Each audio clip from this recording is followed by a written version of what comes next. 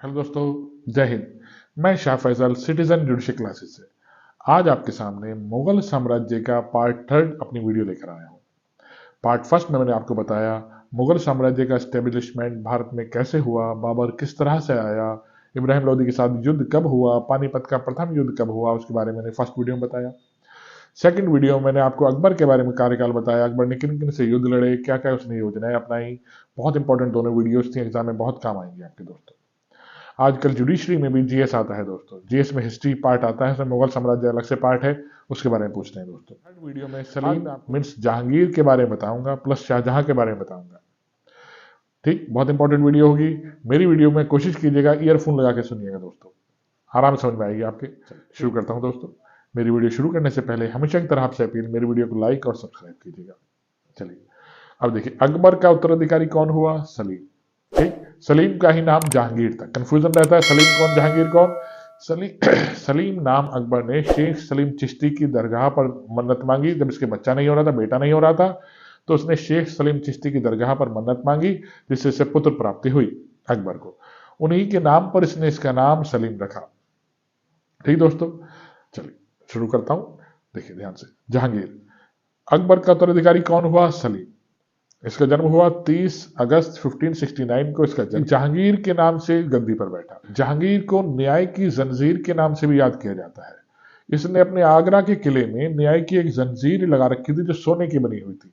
ठीक, किसी को भी न्याय लेना होता था तो उस जंजीर को हिलाया करता, दबाया करता, जिससे राजा उसकी बात सुनता, उसे अपने पास बुलाता कि भाई बताओ आपको क्या दिक्कत है। तो उसने किले के बाहर सोने की जंजीर लगा रखी थी, मीन्स घंटी लगा रखी थी, घंटा, कि जो भी इसे हिलाएगा उसकी समस्या को दूर किया। पुत्र थे खुसरो, परवेज, खुर्रम, शहरियार और जहादर। ये उसके 5 पुत्र थे। इतिहास में खुर्रम ही शाहजहां के नाम से गद्दी पर बैठा दोस्तों। शाहजहां किसका पुत्र था? जहांगीर मीन सलीम का पुत्र था दोस्तों। ठीक, जहांगीर की जब नाम लिया जाता है तो मेहरुन्निसा, मेहरुन्निसा का नाम भी लिया जाता है। मेहरुन्निसा मीन्स नूर जहां, जिसे उपाधि खुद जहांगीर ने ही दी थी, नूर जहां की। मेहरुन्निसा मीन्स नूर जहां के इतिहास के बारे में बताता हूं, क्योंकि ये भी अपने आप में एक बोल्ड लेडी इतिहास में रही है, नूर जहां। इसके पिता का नाम गयास बेग था। इसकी माता का नाम असमत बेगम था। इनके नाम दर्ज है। असमत बेगम ने गुलाब से इत्र बनाने की कला सीखी और वो बनाई। गुलाब से इत्र कैसे बनाया जाता है उसका आविष्कार किसने किया? असमत बेगम ने किया। असमत बेगम कौन थी? नूरजहां की मां। 1594 में नूरजहां का विवाह अली कुली बेग से संपन्न हुआ। जहांगीर ने एक शेर मारने के कारण अली कुली बेग को शेर अफगान की उपाधि दी। जहांगीर ने पहली बार इसे नवरोज उत्सव पर देखा। 1611 ईस्वी में इससे विवाह कर लिया। जब इसे मंत्र मुग्ध हो गया, इसे देखते ही उसने विवाह कर। जहांगीर ने मेहरुन्निसा को नूर जहां या नूर महल की उपाधि दी और इसके नाम से चांदी के सिक्के भी चलवाए। जहांगीर ने मिर्जा गयास बेग, जो मेहरुन्निसा के पिता थे, उन्हें एतमाद अक्टूबर 1627 ईस्वी को भीमवार नामक स्थान पर जहांगीर की मृत्यु हो गई। इसे शाहदरा, लाहौर, रावी नदी के किनारे दफनाया गया। इसका मकबरा कहां पर है? देखिए, लाहौर में रावी नदी के किनारे शाहदरा में। पूछेंगे आपसे जहांगीर का मकबरा। हुमायूं का मकबरा दिल्ली में। ठीक दोस्तों, मुगल चित्रकला अपने चरमोत्कर्ष पर जहांगीर के कार्यकाल में थी दोस्तों। मुगल चित्रकला, जहांगीर के दरबार के प्रमुख चित्रकार कौन थे? इंपॉर्टेंट है, ध्यान से देखिए। आगा राजा, अब्दुल हसन, मोहम्मद नासिर, मोहम्मद मुराद, उस्ताद मंसूर, विशन दास, मनोहर एवं गोवर्धन, फारूक बेग एवं अबुल हसन को जहांगीर ने नादिर उल उस एवं नादिर उल जमा की उपाधि प्रदान की। इसने संस्कृत के कवि जगन्नाथ को पंडित राज की उपाधि भी दी दोस्तों। किसने? जहांगीर ने।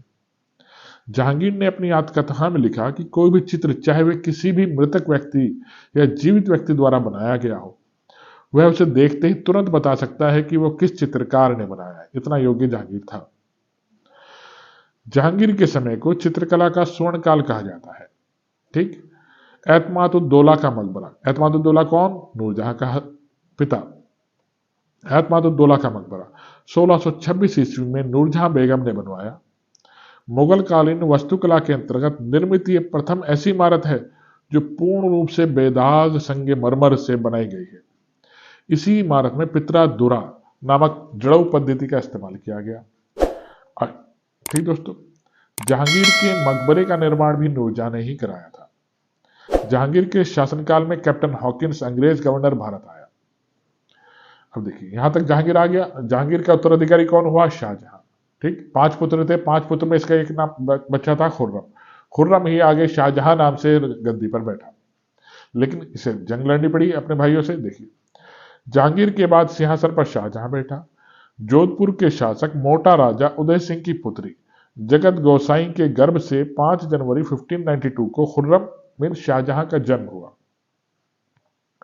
1612 ईस्वी में खुर्रम का विवाह आसफ खां की पुत्री अर्जुमंद बानो बेगम से हुआ, जिसे शाहजहां ने मलिक जामी की उपाधि प्रदान की, जिसकी मृत्यु हो गई 7 जून 1631 ईस्वी में दोस्तों।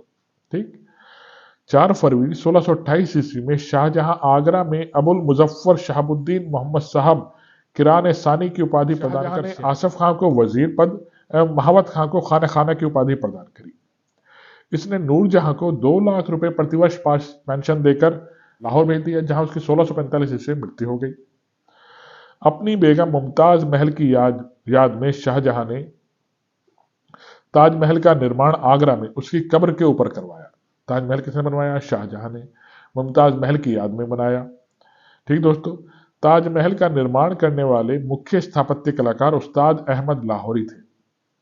मयूर सिंहासन का निर्माण शाहजहां ने किया। मयूर सिंहासन पूरे, मयूर क्या किसे कहते हैं? मोर को कहते हैं। मोर के पंखों का सिंहासन जिसमें इसने हीरे जवाहरात सोना चांदी सब लगवाया, मणियां लगवाई ताकि इसे बहुत अच्छा बनाया जा सके। ठीक, किसने कराया मयूर सिंहासन? शाहजहां ने किया, निर्माण कराया। इसका मुख्य कलाकार थे बे बादल खां।